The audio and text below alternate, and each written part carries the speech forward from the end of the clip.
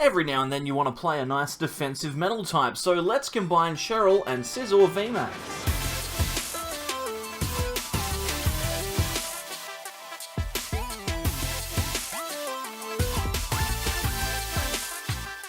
Welcome back everyone to more from the Sableyes. I'm Mitch, and today we're going to knock off another Pokemon from the OG 150 challenge. This time we're going to get rid of Scyther thanks to its evolution, Scizor VMAX. Scizor VMAX, if you've not seen the card before, is a really cool metal type VMAX Pokemon that is quite difficult to knock out in the right circumstances. It's not really seen a huge amount of play in the last couple of sets, but with the combination of Cheryl and Bronzong, which we'll talk about in a second, it does have the chance to win some games. Its first attack, Hard Scissors, using a metal and a colorless, deals 90 damage, which is a very respectable amount of damage to be dealing, and it also reduces the amount of damage that this Scizor takes by attacks from your opponents by 30 during your next turn. Combine that with Metal Goggles, and suddenly this Scizor is going to be very, very difficult to knock out. We also have Max Steel Spike, which is a relatively good attack for 3 energy, deals 190 with no side effects, which is pretty strong.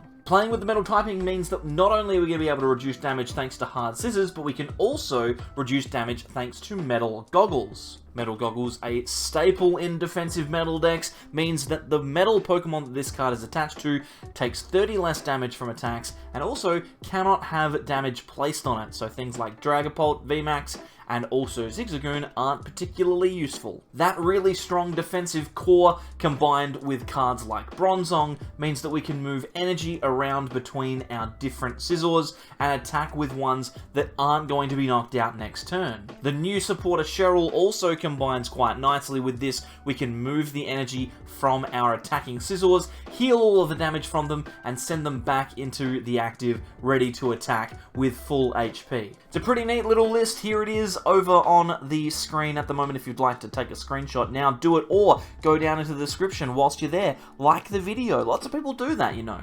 They do. They like the video, which I'm pleased with. Alrighty, so let's get cracking here. We've got a Scizor, we've got a Coding Metal Energy, and a Zacian in the active. We'll just Intrepid Sword and get ourselves started that way. Unfortunately, didn't find the Bronzor, which would have been nice, quite frankly. I would have quite liked to see a Bronzor straight away here, but it didn't end up happening.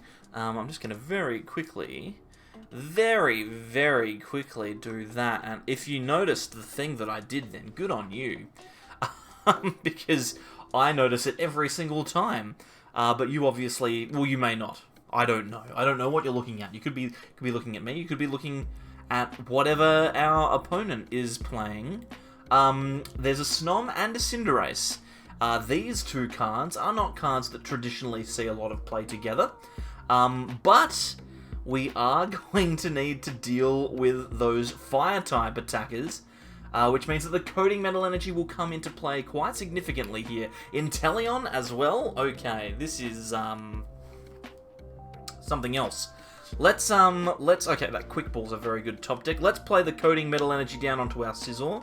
I'm thinking, let's have a think here. We're definitely going to need to get a Bronzor, so let's Quick Ball away the Marnie. We can get that Bronzor out and put it in play, ready to be evolved next turn. I'm thinking that the Metal Goggles going onto the active is a pretty smart play, and then we can just Intrepid Sword and hopefully find some energy, but we don't. And that's a bit disappointing, frankly. I'm just going to move this thing back. What is going on here? What is... Just moving myself around a little bit. I feel like I'm not in the right place. I don't know, I just keep looking across and seeing myself in awkward positions, and I'm like, am I in the right spot? I don't know. That's okay. They've got themselves a VMAX. They also have an Inteleon VMAX. I'm very afraid. They've got 2 VMAXs, 3 VMAXs, but nothing else. Okay, so we're fine. It's not a problem. We've got Bronzong, and we happened to top deck into our Scizor VMAX as well. So if we want here, we can attach to the Scizor, we can switch into that Scizor, and then we can promote, evolve our VMAX, metal transfer to the active, if we'd like to. I think we would. That way we've got 3 energy on the active if our opponent does decide to do anything, and then we can just come in here, and I think we can just hard scissors and take the knockout on the Snom, which means that next turn, our opponent will be dealing 30 less damage, which is really good. And we have Cheryl in our hand, so if they do attack into us, we can move the energies off, thanks to Bronzong, use Cheryl and move them back, and attack with Max Steel Spike next turn. We are in a good spot, and it looks like our opponent is in a bad spot. They've not drawn any good cards here. So we're going to have an opportunity to potentially put ourselves on the front foot. Now, let's attach an energy to Zacian. I will play down Scizor V. Then we can Metal Transfer. We'll move all of the energies off of the active. Bearing in mind that we are, of course, going to put them back at the end of this process. We're just moving them off at the moment because Cheryl, when we play it, would remove all of the energy from that active Scizor. So we want to heal the damage without removing the energy. So we remove the energy first, then use Cheryl, then we move them back. And it looks like we're in a strong spot. If our opponent continues to brick, then I shall be happy. We'll just move this last coding metal across to the Zacian, and then we can quick ball away the the Mew and grab another Bronzor, because our entire game plan falls apart if we don't have access to that moving of energy. Then we'll attack for 190, and hopefully this turn we either top deck another Cheryl or we find another energy off of a Marnie so that we can keep attacking. This Scizor VMAX may be a little bit lost for the moment. It might be a lost cause here. Looks like they're attaching a water energy to Cinderace. Interesting choice. Could have attached that to the Inteleon and been able to attack, but obviously not interested in doing that. What are they going to do here? Is it Max Pyro Ball? Is it Counter?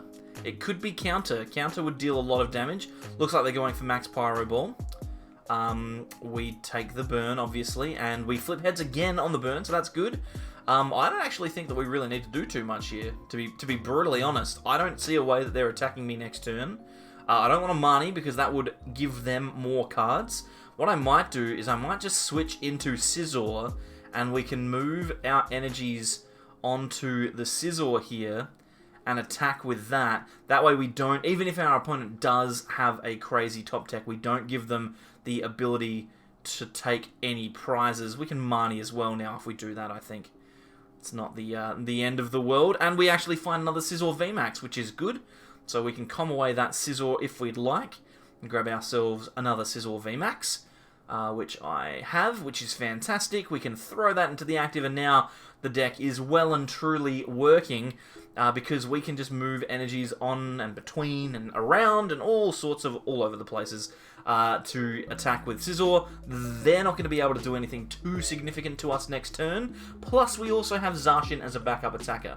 And when you say, I have Zacian as a backup attacker, that is incredible. And getting that Cheryl off of the prizes is even more incredible, because we may be able to heal 2 Scizors this turn, which would be incredible. It's just a matter of how our opponent goes about this turn. If they get a big attack off, then we could be very, very happy with our hand. They've got an energy, they've got a Frostmoth, they've got a Cinderace. So it looks like it's a... this is a very interesting deck list. Obviously, a fire deck using water support, which is very... I don't know. Makes me think that maybe I should start playing meta decks again. But yeah, we're not. I actually think we're in a really good spot regardless of what happens here. They're not going to be able to attack with Cinderace, which means they can never one-shot a VMAX, even if they do get rid of the coding metal energy. If they are going to attack, they're going to need to attack with Inteleon. If they attack with Inteleon, their best choice for an attack is probably their second attack, 160 and 60 snipe, and knock out the Bronzor. But they may choose to deal damage to the Bronzong as well, maybe. Hopefully, they elect to attack into the Scizor V and the V on the bench, which would be great, because then we can just heal every bit of damage that's been dealt off and make our opponent feel very sad, which would be fantastic. It looks like they are going to be trying for the max bullet. So they've managed to retreat. Here's the max bullet, 160 to the active, and 60 onto the bench to VMAX. works. Okay, so now we can move all of these energies off. We've managed to find another Cheryl as well, which is pretty funny. We can move all of these energies off just as long as we make sure that they don't go to either of the Scizors, because we don't want to lose them. We take those energies off, we use Cheryl, we heal 410 damage this turn, and then we metal transfer and move those energies back, and we'll be ready to max Steel Spike to half hit this Inteleon. Well, I'm relatively happy with the way that this has worked, and we've got another Cheryl in hand as well, so even if something crazy happens, we will be in a very good position to win the game. We got Marnie and a research. The only thing that would make this easier is if we had a boss instead of the other 3 supporters in our hand. But you know what? I can definitely live with it. What I can't live with is whatever's going on with this hair over here. Very strange. Very odd. Also, it's like a week away. They've got boss. They're going to get rid of the Bronzong. It's like a week away until Chilling Reign, so I'm excited about that. Comment down below, what are you most excited about in the Chilling Reign set that is coming up? Obviously, we will be taking a look at some of those one-prize attacking decks first up. I did say that I would do that, and it looks to me like Gardevoir is winning those polls, so we'll max Steel Spike, you take the knockout. So I'll probably be doing that one, but comment down below if you've got something else that you're interested in. Scizor did pretty well. I'm happy with that. Okay, so we are now up against a Dragapult, and their turn was very quick.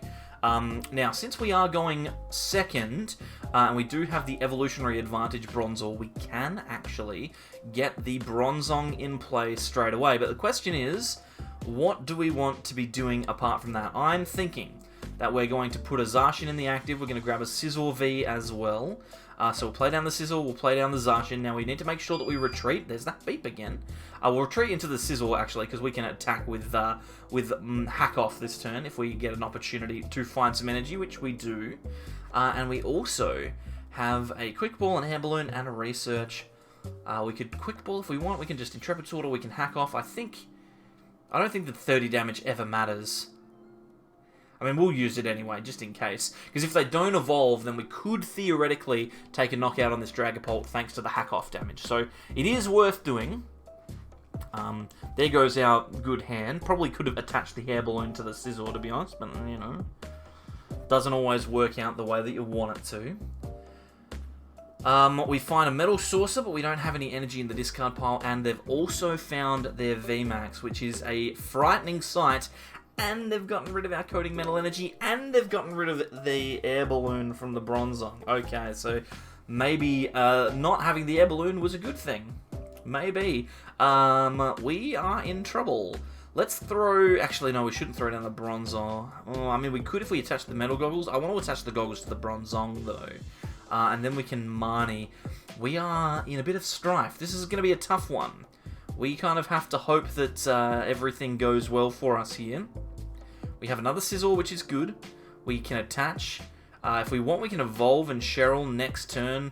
I don't think they can ever knock us out with Dragapult, so we can put the Scizor VMAX in the active, then Intrepid Sword. We don't find any energy, which is disappointing. So yeah, next turn, if we want, we can Cheryl. We've actually also come upon a Quick Ball as well, so we can draw some more cards, possibly. We'll wait and see. This is a much slower start than the one that we recently had, the weird Cinderace Inteleon deck. That was a very quick start for us. This one, a little bit slower, but that's okay. They're going to Marnie us out of the Cheryl. Okay, so there goes that plan. We may need to be lucky here. Lots of energy is acceptable, but not ideal. They will max Phantom, so the active Scizor will be on 260, and then they'll place 50 somewhere. They can't damage the Bronzong, which is good for us. They will need to gust the Bronzong to knock it out, if they choose to do so. We can also throw down the Bronzor if we'd like. There's obviously an inherent risk with that, considering Bronzor has 50 HP. Where do they choose for those 50 damage counters to go?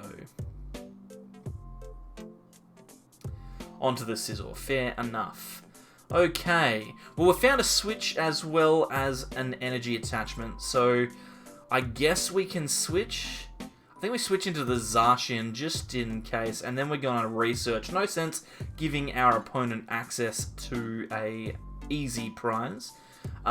We can attach the Metal Goggles now, so that Scizor cannot be knocked out. We've got 3 energy on the field, so we can attack with Zacian this turn, which is good. We've also got Cheryl as well. So we could potentially heal all of the damage next turn. Let's Brave Blade, put some pressure onto this Dragapult. Next turn, if our hand stays the same, we could calm away the Dedenne for a VMAX, heal all the damage off, and then potentially find a way to attack again. Obviously, the Brave Blade means that we can't attack easily, but then that's what I get for thinking about what's going to happen next turn. We are being Marnied. What do I need? I need like a switch or an air balloon, and ooh, boy, okay. Top decking an energy would be... Actually, no, we don't even need to top deck an energy. We can just knock out this Dragapult next turn, and I think we should be good to go. Because yeah, we can switch into the Scizor VMAX, whichever we like. We found an energy as well. Okay. Scizor VMAX can evolve. We'll play the Cheryl, which will heal all of our evolved Pokemon. Very nice. Then we will switch into the Scizor with the goggles on.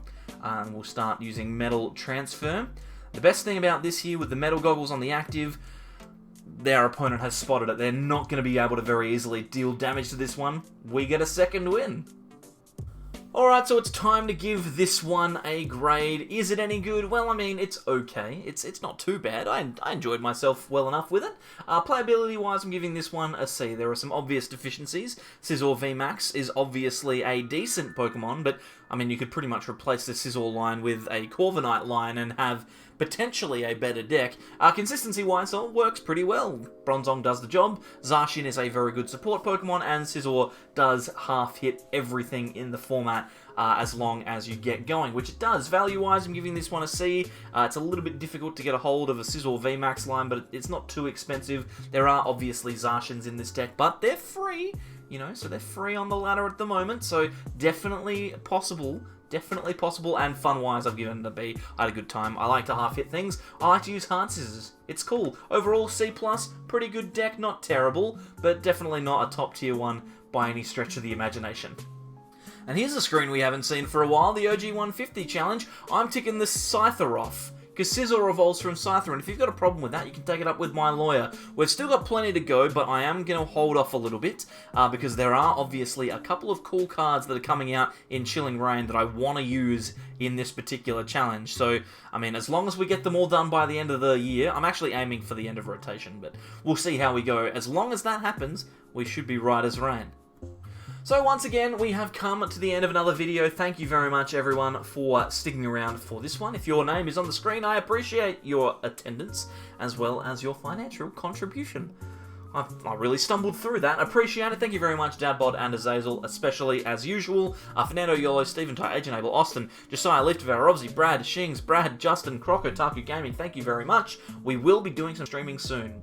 Whether or not that is during the daytime or at nighttime, I don't know, but it will be happening. So if you would like to become a member, there's a link down below, as well as the join button next to the subscribe button, which you should already have clicked.